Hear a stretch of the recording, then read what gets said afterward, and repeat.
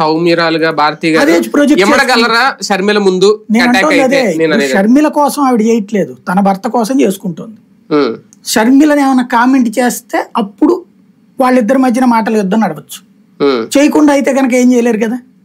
ఈవిడ పని ఈవిడ చేసుకుని వచ్చేస్తారు ప్రచారం.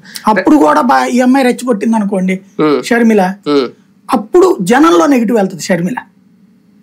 అంటే భారతి తన దోవం తను ప్రచారం చేసి దీని గురించి ఏం మాట్లాడలేదు అనుకోండి, ఆ టైంలో షర్మిల ఈ అమ్మాయిని ఏమైనా కామెంట్ చేసింది అనుకోండి, జనంలో నెగిటివ్ ఆవిడ. ఎందుకంటే పులివెందుల వరకు పరిమితమైన ప్రచారం, వివేకానంద రెడ్డి గారిది కూడా పులివెందులే కాబట్టి జరిగింది కూడా అక్కడే కాబట్టి ఖచ్చితంగా ఇష్యూ వస్తుంది కదా రాకుండా. నేను అది తెలిసి అంటే జనం ఎవరు అడగరు అక్కడ.